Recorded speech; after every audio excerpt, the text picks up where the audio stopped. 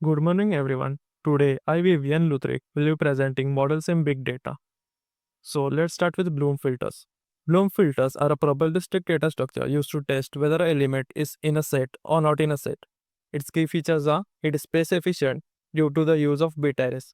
Others are fast lookups, and it is probabilistic. It will never yield false negatives. Rest all the three are possible: true positive, true negative, and false positives. Now let's see how it works. First, we'll initialize a bit array with all zeros. Next, we will use k-independent functions to map an item to its bit positions. On insertion, the item will be passed through the hash functions and all the bits it generates will be set to 1. On lookup, if the corresponding bits are 1, the item may exist.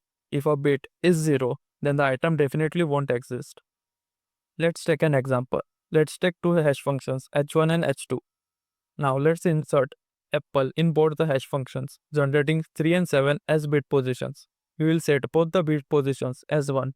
Next, inserting banana, we will set 1 and 7 as 1. Now, we will check for apple. Since both 3 and 7 exist, apple may be present. Since grape generates 0, it will definitely not be present.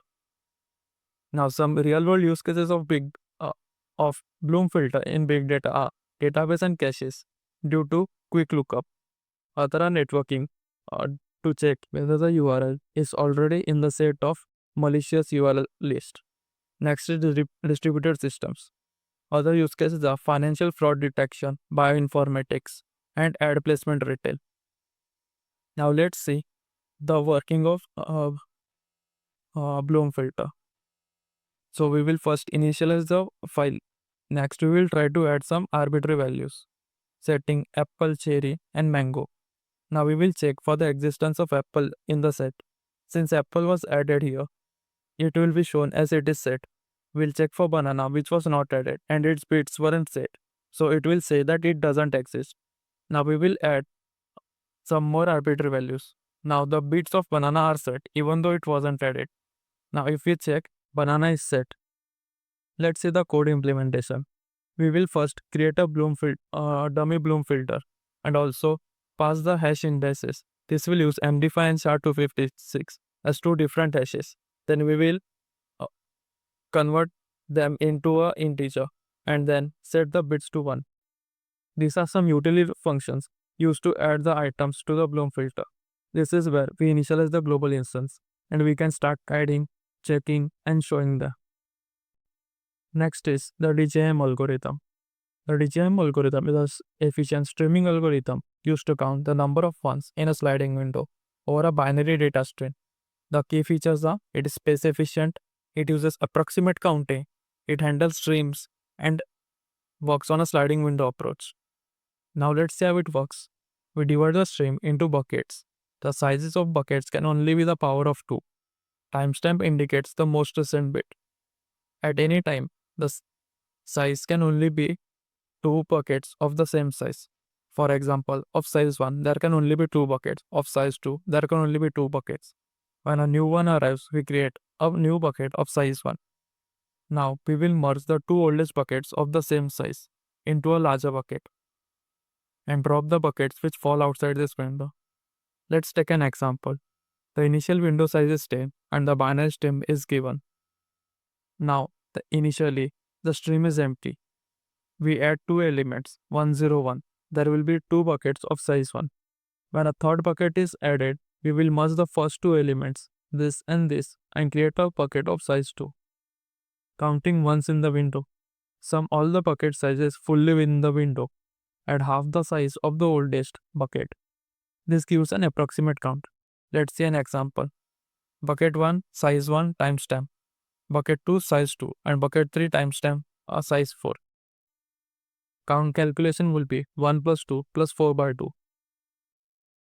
Now the real world use cases of this are network traffic analysis.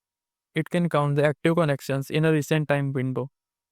Others are clickstream analytics, IoT sensors, big data streaming processing, financial systems, log analysis. Now let's see how it works with an example. First we will load the script in our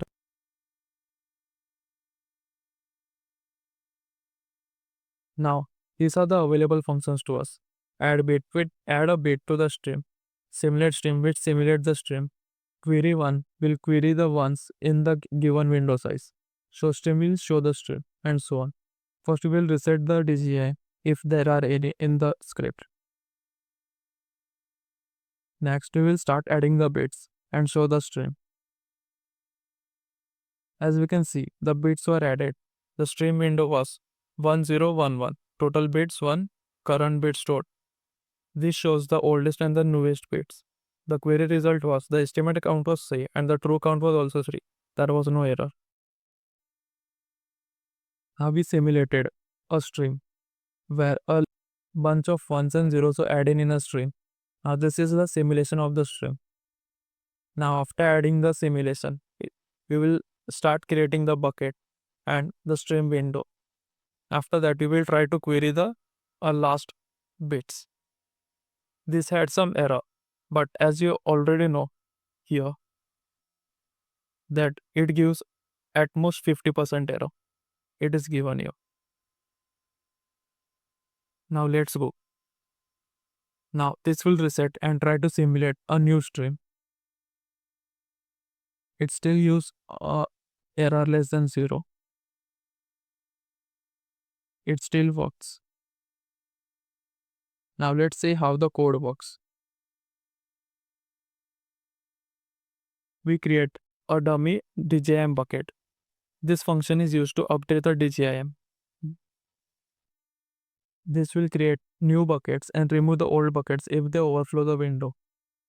If a bit is 0, there is nothing to do. If the bit is 1, create new buckets of size 1 at the front. Merging the buckets. When there are more than 3 buckets, it will try to merge. And this will show that whether this will try to recursively apply the approach of merging. Since there is a possibility that there may be 2 buckets of size 2 and you are merging 2 buckets of size 1. So after merging size 1, there will be 3 buckets of size 2 which we will again have to merge. Next will be the DGIM query. This handles the query whichever we give. This creates the DGIM instance on which we will operate. The default size is 32. We can edit it though. This is adding a bit, the utility functions which I had shown. These are the query ones which shows the number of ones in the last window. Show stream shows the DGIM stream. Show bucket will show all the buckets in the stream. Yes, we'll reset the DGIM. All the code for this project can be found at this link.